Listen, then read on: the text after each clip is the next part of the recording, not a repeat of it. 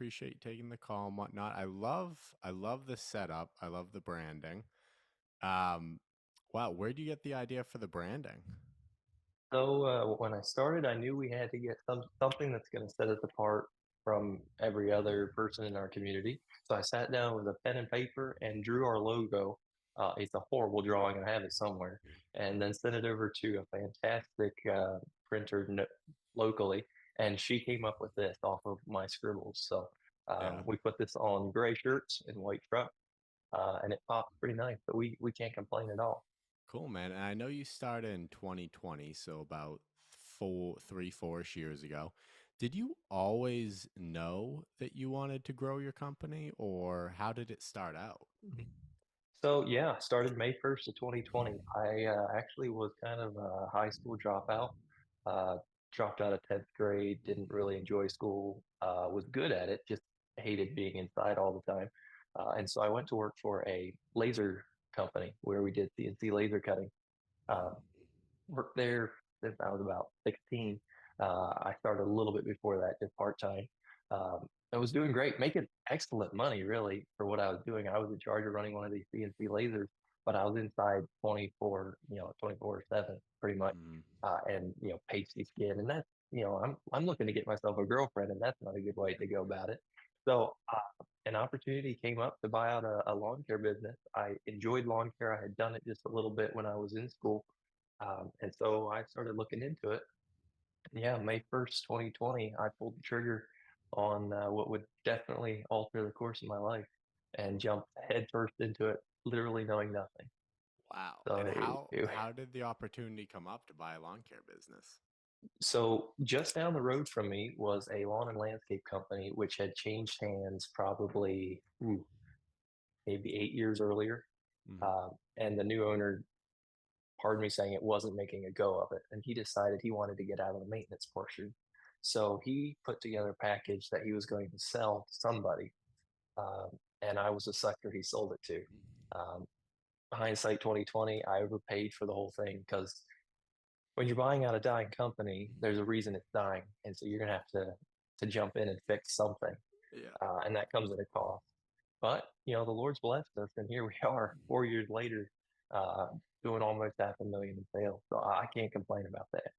Nice. And how did you hear about it? So he actually goes to our church. He had Hmm. offered it to my older brother 2 months earlier for about $20,000 less than he offered it to me for. Um, and it's really weird because 20 years old, you're not usually thinking about such things. But I had found these papers outside my brother's bedroom, and I was looking over. And I was like, "Hey, this is an opportunity. Go around cut people's grass. It'd probably be relaxing. Probably good money in it." At that point, I was thinking about trucks, and all the lawn care guys around here have nice trucks. So I was like, "Hey, I could even get a nice truck while I'm at this." So that's kind of how it came about. Yeah. And when you what was it at revenue wise when you bought it? So when I bought it, he told me it would do $80,000 in a full year. Mhm. I bought it May 1st, where he was about $20,000 into the year. And quite frankly, his projections were pretty far off from what I bought. Mhm. Um, I think I paid, I mean, I'm open and honest with these numbers. I think I paid 85,000 for the company itself. It was probably today, having done some of the acquisitions we've done, we probably only pay 55 to maybe 60,000, and that includes all the equipment he sold with it. So he Um, also sold you equipment and the customers he's for the 80? Yes, we only bought 18 customers, believe it or not, Oh wow. and it was only supposed to be 2 days of work. Yep. So yeah, so long story short, if you want me to start from the beginning, May 1st bought the company. I Yep. was mowing Thursday and Friday. And Monday through Wednesday, I was supposed to work with him at managing his landscape jobs. Well, we didn't see eye to eye on everything. Uh, his way of doing business and my way of doing business was totally different.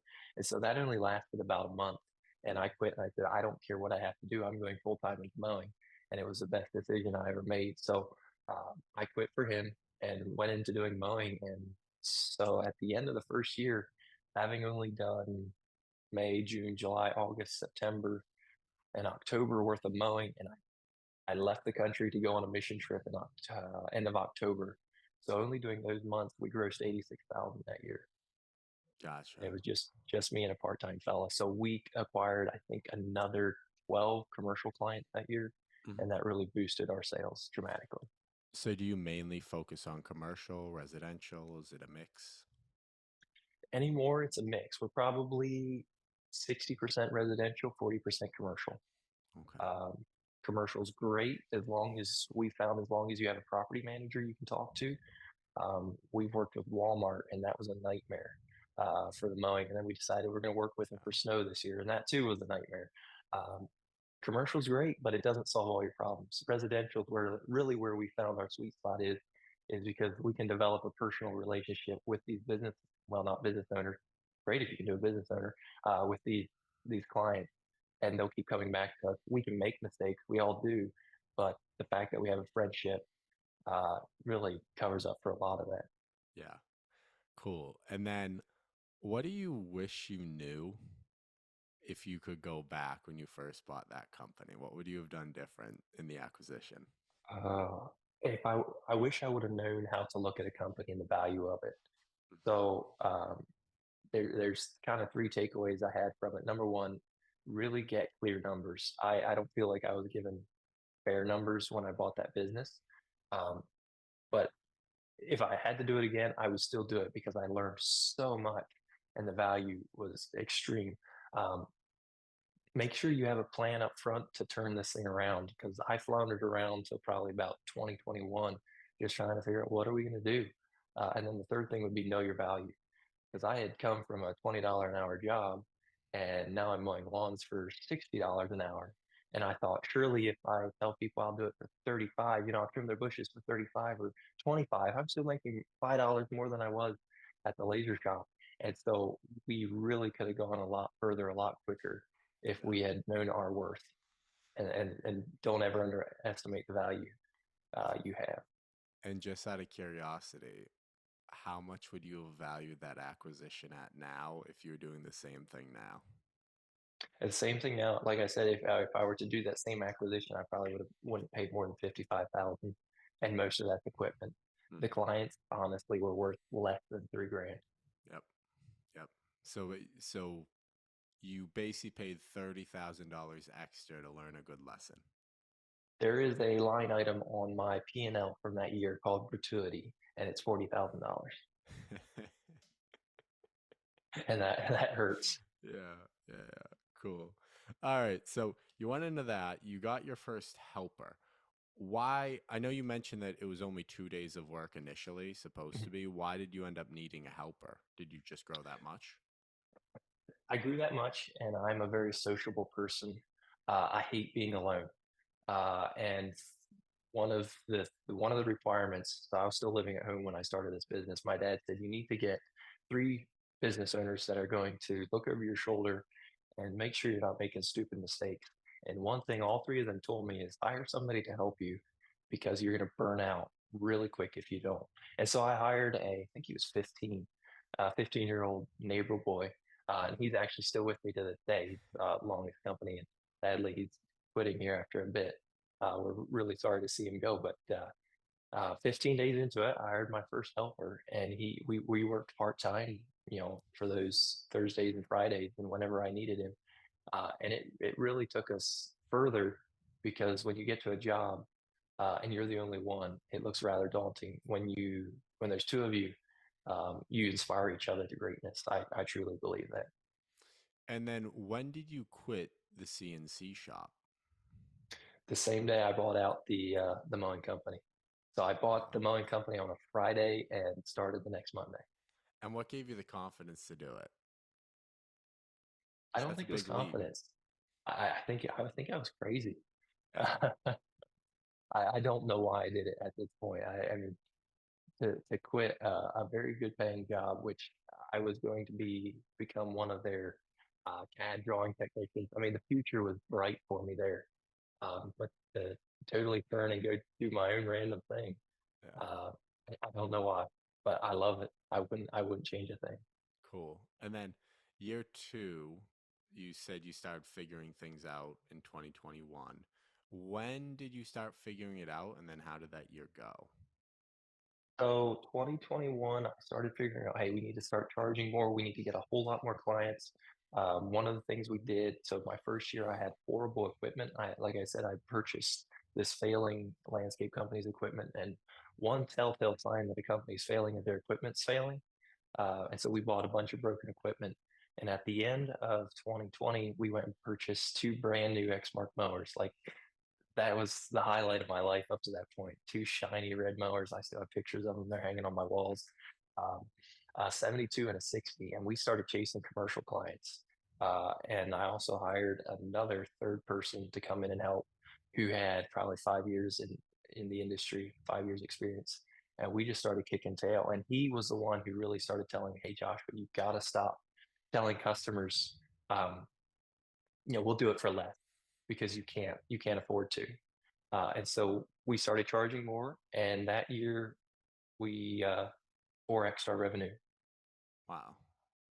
So, um, but And why do you think you 4x your revenue? What was it? What was the driving force? Because that's a lot. I think part of it was charging more. Part of it was getting three people on the team instead of two and going full time. Hmm. If we hadn't have gone full time, I don't think we would have done it. And I don't think if we would have had Glenn, Glenn was the other fellow I hired. He was out there, knocking on neighbors' doors saying, "Hey, can we mow your lawn too? Can we do moss cleanups or moss installs, leaf cleanups?" I really think that made the biggest difference. Is he pushed me to be a better person Hmm. and grow the company. And was he the neighborhood kid you initially started with, or was that someone else? No, the neighborhood kid. So he was 17 that year. He was just Hmm. kind of following our lead, still figuring this out, helping us when we needed help.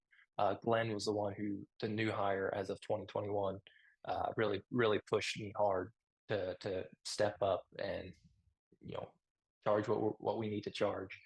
We still weren't even charging what we needed to charge, but we were getting closer to it, and then chase those bigger jobs. And where did Glenn's confidence come from? Had he come from another company or had he run his own? He had not run his own, but he came from like I said, one of those business owners that was giving me advice. He had worked for them for 5 years previously. Hmm. And so I stole one of my coach's employees. He was Yeah. actually a team lead for them and moved him from Pennsylvania. He was working for probably, I don't doubt there, every bit of a $20 million lawn and landscape company back east in Lancaster County, Pennsylvania, where all the lawns are just perfect. Hmm. And he moved out here to redneck country. And he's like, this is totally different. But he brought the mindset, abundance mindset, the ambition to really kick it up a notch. And so I do owe a lot to him. I love that. And did he have more of a hybrid position that year? Like he was obviously working in the field, but also doing some door knocking, marketing. He was jack of all trades that year. He was excellent at fixing mowers. He was great at talking to customers. He did everything that I couldn't do, with the exception he did not touch numbers. I have always been the numbers guy and still am, which is something we're trying to change a little bit right now. But he'd come back to me and say, "Hey, I think we should charge this," and we charge it. Sometimes he was right, sometimes he was wrong. But the fact that we were actually out there doing something made all the difference. And what gave him the drive to leave a $20 million company where he's a team lead and come join your company, which is essentially a startup at this point? Right. I think it's the vision. He told me he likes to be part of something that's going to grow, and he got to watch us grow, go from one Suzu box truck to a 3/4 ton truck with a dump trailer, from no mowers practically to two brand new Exmark mowers. And he stuck with us to 2022 when unfortunately we had to part ways. Um, but just being part of something bigger than yourself Hmm. is what he told me attracted me to this opportunity out here. And I'm forever grateful to him for that. Gotcha. So you got over the pricing issues, you grew the company 4x 2021. What was your goal going into 2022? So 2022, so I had gotten married in 2021. So married my beautiful wife, Mary. As a matter of fact, we started dating 3 months before I bought the business, and I would not recommend that to anybody. Um, I owe a lot to her. I remember coming. coming to her place on Sunday. I'd take her to church on our date, and then I'd come back to her house, and I'd fall asleep on our date Sunday afternoon. I was that tired from trying to run everything. So if you're going to start a company, don't start dating at the same time unless you have an absolute Wonder Woman that you're dating. But 2021, so got married, and I knew we had to change something and kick up what we were taking home because we didn't take home more than like 18,000 that first year. So it was pretty Mm-hmm. tight. Um, so I remember winter of 2021, Mm-hmm. kind of discouraged, trying to figure things out. And I came across a YouTube video of a short guy in a yellow shirt in Mm-hmm. front of a whiteboard. And he was talking, and he was annoying. I mean, I did not like this guy, and I clicked off the video and I said, I'm never going to watch this guy again. I don't know who he is or what he thinks he is. I mean, this Mike dude, who's ever going to watch Mike, the Andes, Augusta lawn care? What in the world? Anyway, that spring, I was like, I don't even know how to read a P&L. Mm-hmm. And so I started looking on YouTube, and this Mike Andes popped up again. I was like, okay, I'm going to go through one of his videos. And then it was just night after night. I'd stay up late watching his videos, and I'm a huge Mike Andes fan. I'm sorry I said you were annoying, Mike. Um, but I didn't understand where he was coming from. Uh, and then that brought the realization we have to figure out our numbers in 2022 and figure out why we're not keeping more of what we were earning. Mm-hmm. And so overhead became a thing. Paying your employees properly, but keeping track of your time. So, when you mow a property, are you charging $30 and it takes you an hour, or are you it takes you half an hour, you're charging $30 or $40 or $55. And so 2022 was really the year where we figured out who we need to raise prices on. We were relatively good into our price range from 2021, the enhancements we had made in 2021, but we Mm-hmm. just needed to figure out some systems. We sold a bunch of mowers, got purchased more newer mowers, but we sold 72s, went with 60s and 48s, just really streamlined our business that year. And how is your confidence going through this? Like 2022, sorry, 2020, 2021, 2022. What was your personal confidence like? Did you ever, like, I know some people, they are like, no, I was confident the whole way through, but what was it looking like for you? So to be to be honest, 2021, that winter shook my confidence. Um, Newly married, trying to make ends meet, and I remember um, going to the local Walmart with my change jar to dump it in the change machine just to get I think it was like 100 and some dollars out because I thought we weren't going to have enough cash to buy groceries that week. I was maybe a little over panicked, Mm-hmm. but we were tight, and I said I never want to have my wife go through that again because while we were making good money, we weren't keeping it, and that's why 2022 I went in with that focus. So my confidence was shaken, and then Glenn and I. Glenn was trying to help me understand some of this, but I had a vision for the company that he may not have seen. Mm-hmm. And so we ended up parting ways in August, and that shook my confidence even more. And then Mike Andes put out a video that said that the people that got you to one goal in life may not get you to the next. And that kind of blew some air under my wings and lifted me up a little bit. And we went into that fall with great ambitions and really killed it in leaf cleanup and snow removal and had a really good snow removal year. And that helped boost my confidence. But no, I was not always confident that this was going to work out, Mm-hmm. especially during that winter of 2021. Gotcha. And then, so you're in 2022. Um, you start figuring out your numbers. When in 2022 where you're like, you finally felt like you had your feet under you and you had an understanding of what was going on? That probably didn't even come quite till 2023. Okay. All right. So where was that in 2023? Probably the spring of 2023. Mm-hmm. I looked at my numbers, and I had been watching enough of Mike Andes to understand some of what he was saying. I had taken his landscape business course. I started looking into the back end of how a business is run, reading a lot of books, listening to podcasts. I just became a content devourer because I didn't know anything. Like I said, dropped out of 10th grade. I was pretty dumb, honestly.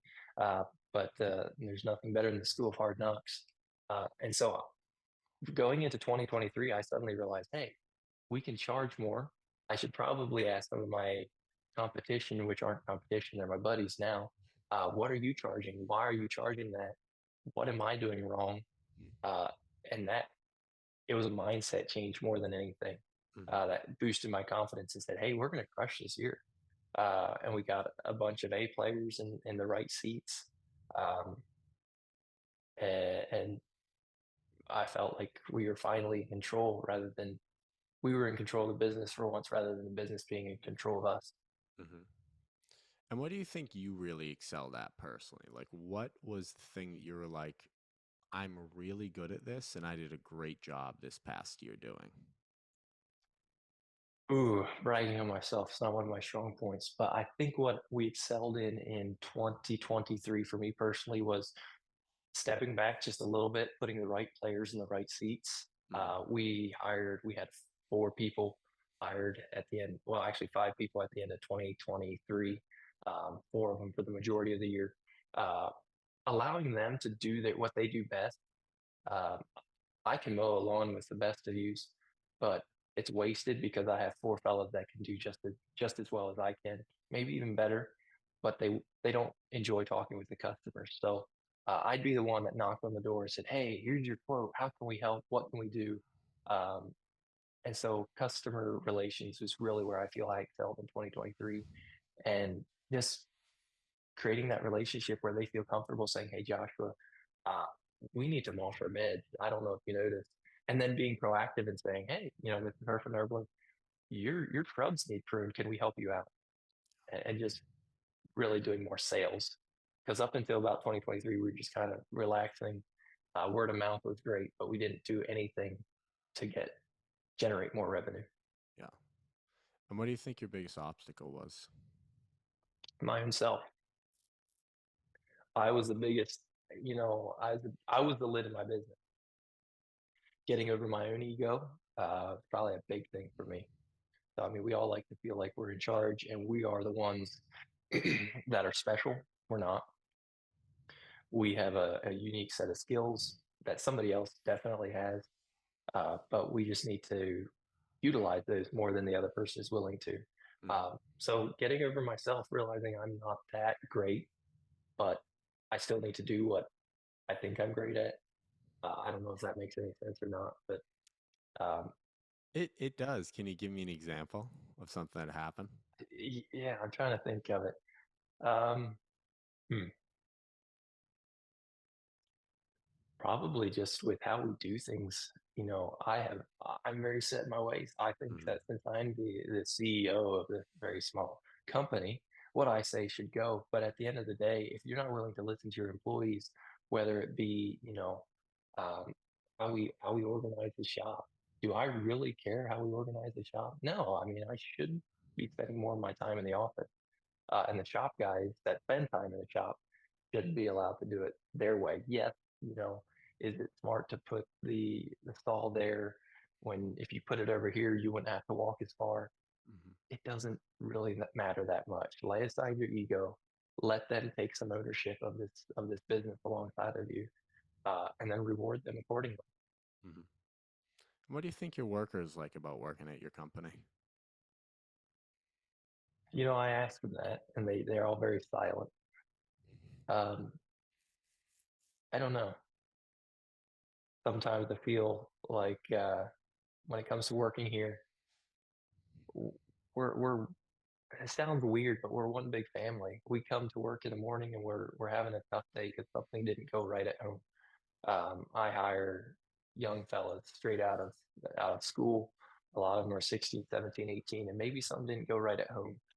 Uh, and if you want to talk about it, we'll talk about it. This is a faith, a company that's built on faith. Our faith is very strong to us. If we need to pray about it, we'll pray about it. But this is a safe space where I don't care if things are hard at home. You come here and we're going to treat you fair.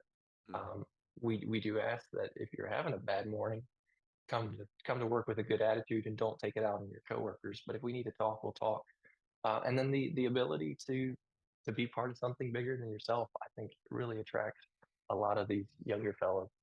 Um, and we try and pay well is another thing. And I found pay's not everything because I thought, well, if I give them more money, well, surely this will make them happy. And Yeah. they said, no, I just want this, or I want you to listen to me more. And in all honesty, what do you think is your workers' current least favorite thing about working at your company? Probably the I'm a disorganized person. Probably that's what I've heard the most. Joshua, you need to put your tools back. Um, Disorganization. I have a this winter's been the winter of trying to find a vision that I can communicate to my employees. I have a very clear vision in my head of where I want this company to go, what I want to see, in our office, in our shop. But communicating that to the employees is really hard for me, and I don't know why. So probably lack of clear communication on my part, and just trying to organize things. How have you shared the vision to them in the past? So when an opportunity came up, a customer was upset, I'd say, hey, here's how we're going to relate to this because I feel off of what I told you in the past and what I personally believe. Here's how we should relate to this customer because this is how I want the company to go forward. I've shared revenue goals, but I've never shared how we're going to get there until this past fall. I started saying, hey, we're going to do X amount this year. Here's what we have to do per month. Here's what we have to do per person. Here's what we're going to have to do as far as services. We're going to have to boost our maintenance side, but we have to start taking on more projects. Here's the target project I'd like to sell. And suddenly you see the light bulb moment go on in their head. Yeah. Oh, here's what we're going to do, and here's how we're going to do it. And part of that was, hold on just a second, um, getting a book like this, and it's mostly empty now, but scribbling notes in it. And, I have, starting at the front, I have pages, keys for culture, goals for 2024, systems I'd like to implement, thoughts that I just randomly jot down. Uh, and that helps me organize things in my brain. That way I can communicate it more clearly rather than just having a whole jumbled up mess in my head. Yeah. And I know you mentioned that you do have a lot of goals and numbers in mind, but why do you do it? What's the overall vision? So the overall vision, why do I do lawn care? Why do I do my business? When I started my business, I was working for, looking back, a boss that should have fired me at 2 months after I started. Um, I didn't feel like he understood me. He understood me more than I thought. I would have fired 14-year-old, 15-year-old, 16, 17, 18-year-old self the moment I walked in the door. And I wanted to start a company that had a culture where you treated employees well and you tried to understand them. Um, you help them work through things. a- And we've sacrificed some because of that. We haven't always had, we've always had A players, but sometimes they weren't playing an A game. They were playing their B game Mhm. and trying to help them.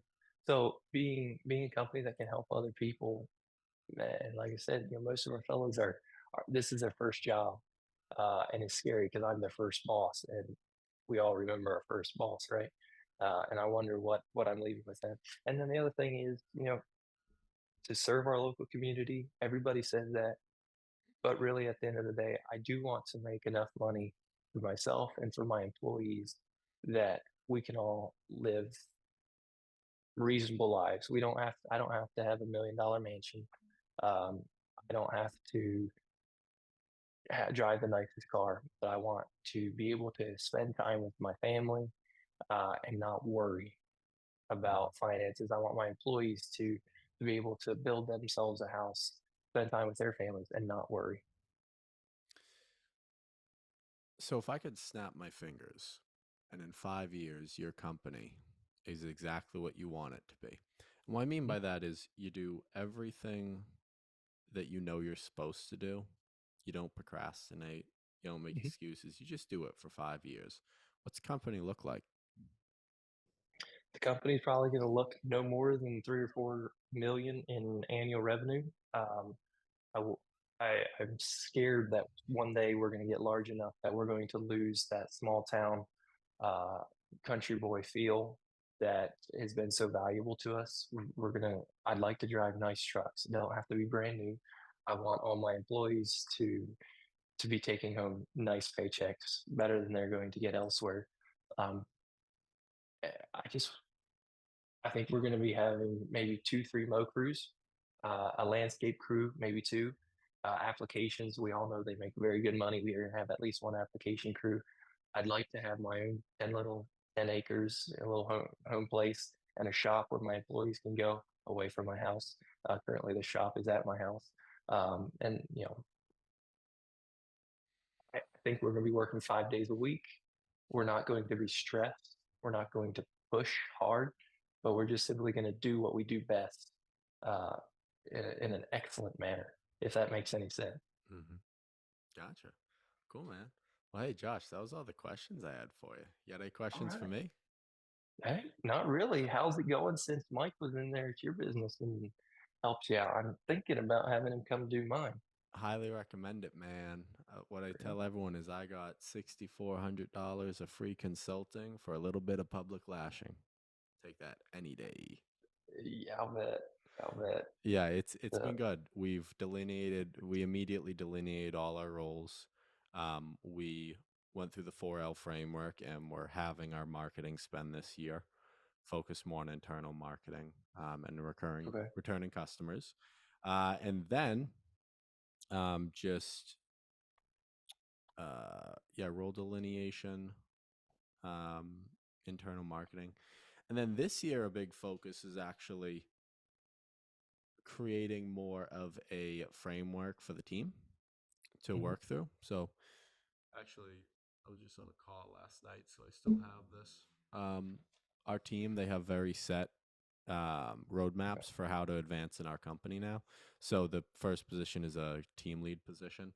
So these are Okay. hanging up on our wall so anyone can see it Nice. and they can see, like, hey, here's the benefits of being a team lead. Here's what you're responsible for. Here's what you're expected to do. And then here's the requirements. And a big thing Okay. for us has been gamifying the company. Everything has a number. It's like Hmm. requirements hit P for P 3 weeks in a month on average, three or less yellow slips a month, train two different team members to completion, and then 2 weeks of push mo training or standard mo training. It's like, it's very, they can just go here, check, check, and we do this with them. The general manager, Scott, I love it because there's a clear path for them. They understand. Hmm. Um, so there's no like debate. There's no favoritism. There's just like, okay, if I want to move up in the company, I need to do Hmm. this. And what's great too is this is not only helped the A players who want to move up know what to do, but it's also helped with the more B players who think they want to move up Hmm.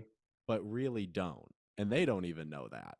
And Gotcha. that's what I love about having a good framework, because we've had people this past year who said initially they wanted to be crew leads. But the thing was, I said, okay, well, here's the path. Let's do it. And we tried to do it with them and it didn't Hmm. work out. And we didn't say to them, this isn't going to work. They actually, Hmm. because they had the information, they said to Scott, yeah, I don't think I actually want to be a crew lead. I'd rather just be a Hmm. team member. And that's cool. That's cool. And it's great Right. because now there's an understanding. They don't have any ill, like, they don't think we're picking favorites. I Hmm. really like that. And then the last thing we're trying to do is a big focus. What I've been working on all winter is really, really autonomizing the company. So Yes. the back end, man, it's beautiful. It's beautiful. I So are you love with it. are you with Copilot I am with or Copilot. I've been with Copilot since they came out. okay? I just switched over to Copilot here. We bought it in October with that price lock with it right after my candies Hmm. online conference there. And did you build all the automations and pricing matrices yourself, or did you have some help with that? Both. I'm an Both. open book. Okay. I'm a You're an sponge. open. Okay. I was on Uh, 3 calls yesterday having people help me set up new stuff. Good. That means I'm not the only one. So we got into it and hit a roadblock. Pricing matrices, Yeah. my head just doesn't quite wrap around it. So Mike Callahan, Simple Growth, I'm actually with their coaching. That's another thing. Shout out anybody who's out there, Hmm. get some coaching. You know, I had those three coaches when I started the business for my dad's retirement, and I listened to them. But nothing makes you listen to a person more than when you're paying a $500 for a 1 hour call. Man, you listen to them, and they give you good advice. You hear every So word. yes, shout out Alec, man, I love you. You've changed the way I look at things. But we're actually having them help us out. I go into a Zoom call tomorrow, 3 hours long. We're building out pricing matrices, and then I think we're going to have them help us build out automations, um, because I really need to get out of the office more and get back in the Mm. field because that's where I find my inspiration. But yeah, uh, it's a fun journey, man. I wouldn't change it for the world. Yeah, you make a good point because I do. There's a stigma around coaching and courses, and it is true and false at the same time. My Mhm. personal feeling on it is if you are below 400,000 in revenue, you shouldn't pay for anything because you need to figure out what you're doing. Like you said, you were spending those years just figuring out how this whole business thing even operates. Right. And YouTube University is free. Yep. Yep. And but when you get to that 4, 5, 6 and up range, it really it's weird because you have to make that mindset switch, and it was a little tough for me. I didn't want to. I was like, oh well, I can just do it. I have the time. But the Mhm. thing is, I can also, for example, I need my website sped up. I just paid some guy $100 on Fiverr. 24 hours later, my performance doubled for my website speed. Wow, And that's the thing awesome. was, I built the website. I'm tech savvy enough to fix it. But it's like, do I want to spend 5 hours trying to figure out like, okay, what code injection do I need on like the image header? It's like, no, dude, Mhm. just give them $100 and move on. I Right. built out 3 automations yesterday in that time. Nice. Nice. So we're switching from jobbers. So this is like driving a Honda Civic and then hopping in a Ford for or, a Ferrari or something like that. It's a Nice. totally different ride, but we're super excited about it. But you were Have you saying taught? something about, go ahead. Oh no, go ahead. You were just saying something about A players and B players. Mike Callahan said something last night that stuck out to me. He said the A players hate B and C players.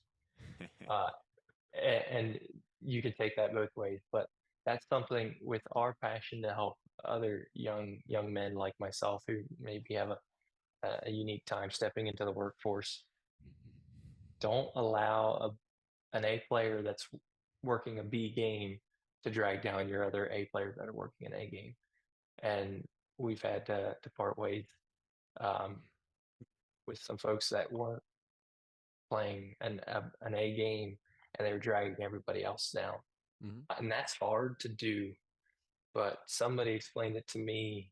Is it fair to keep them at your company when they're not happy, you're not happy, nobody's happy?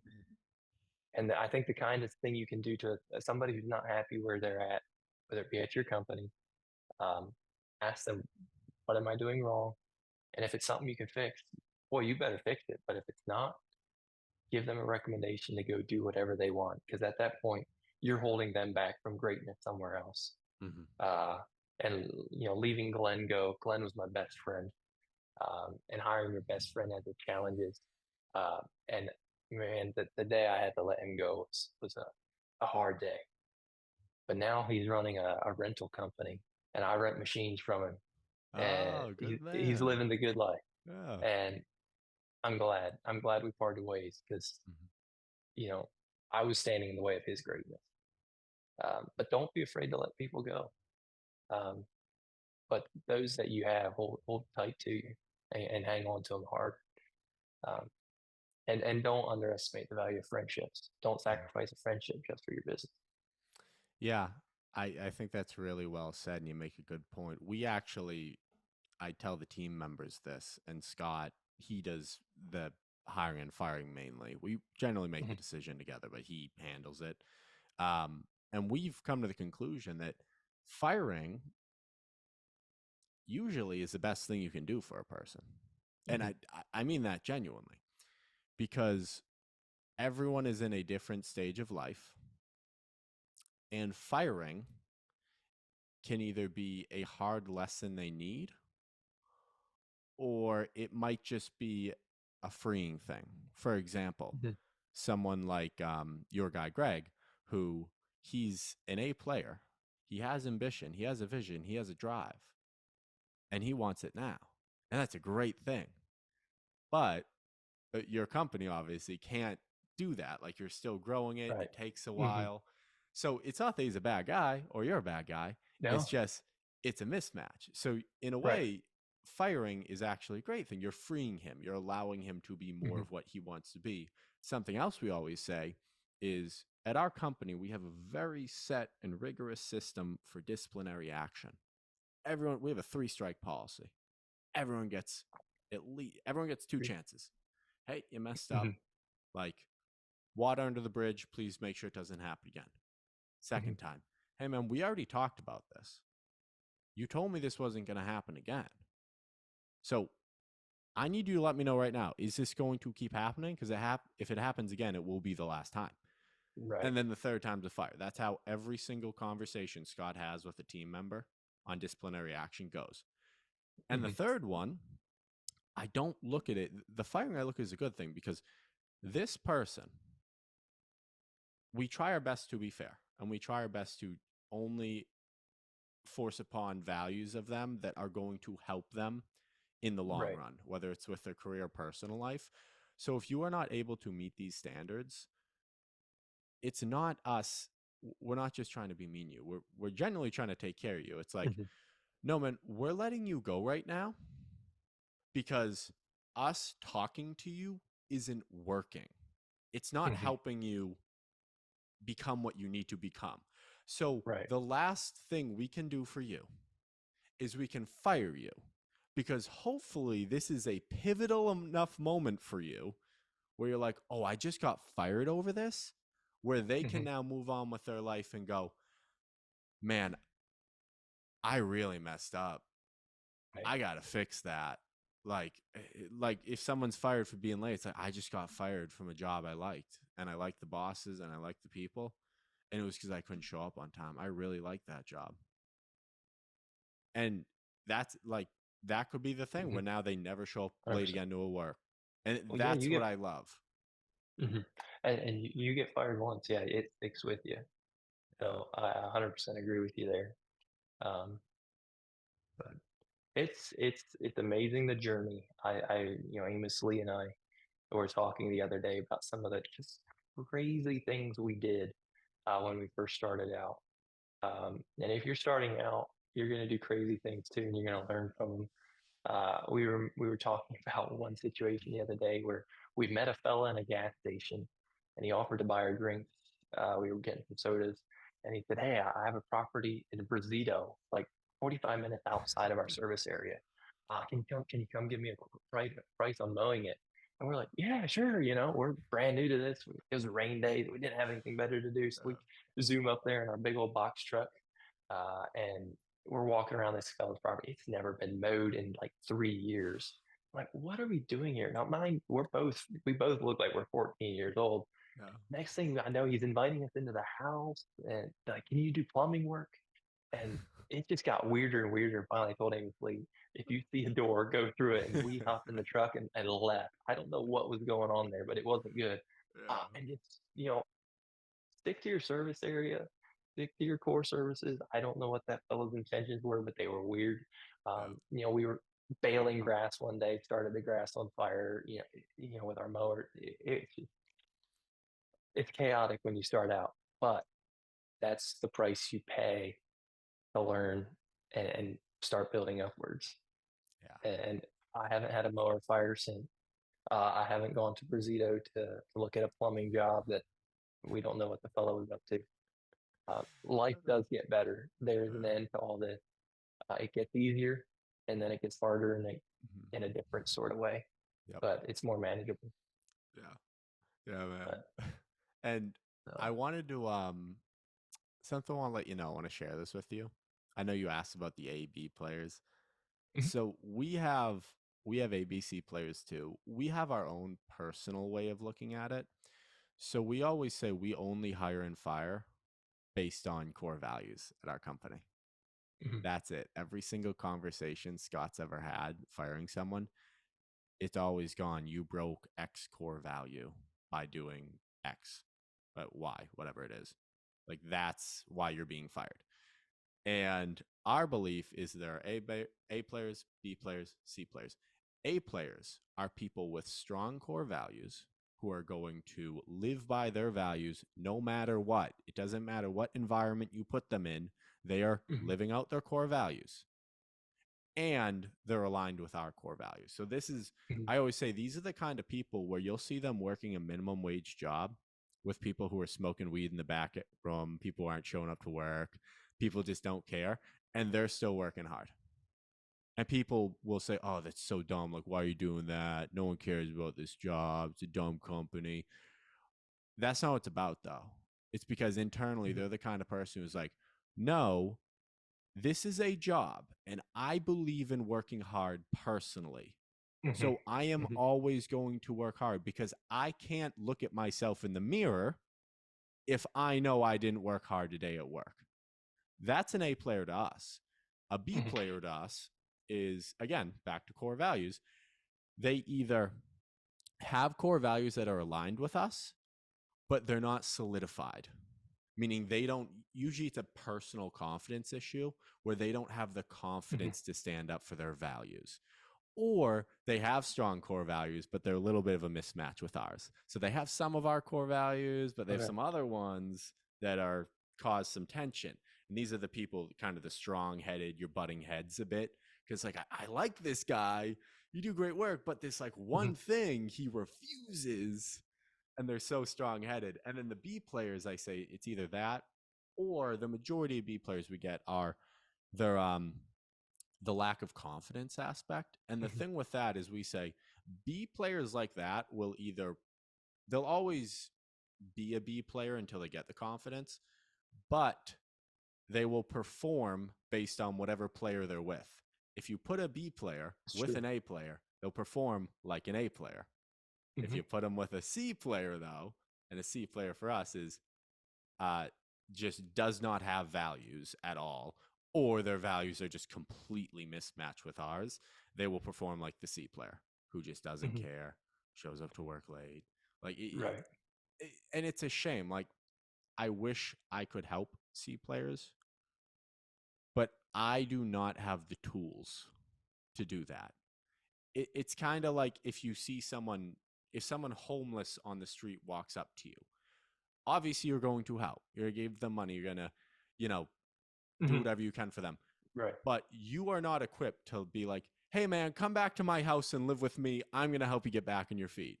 We Right. all know that's not going to go well Mhm. because you are not equipped for what it takes to help someone go from C to B to A. And that C to, Mhm. and if you let something like that in your house, you know, like, let's just be honest, if you let a homeless person in your house and you're trying to help, we all know that that's A, not going to work out, and B, is probably actually going to go bad for you. Mhm. Mhm. And I look at that like your company. It's like you know the C players come in, and not only did things not go well with them, but they actually made things worse at your company. Yep. Yep. So that's our personal view on the Right. A, B, C players. By that definition, I definitely have some A and B players, C Mm-hmm. players. Like you know, you said you're not equipped to help. We're not either.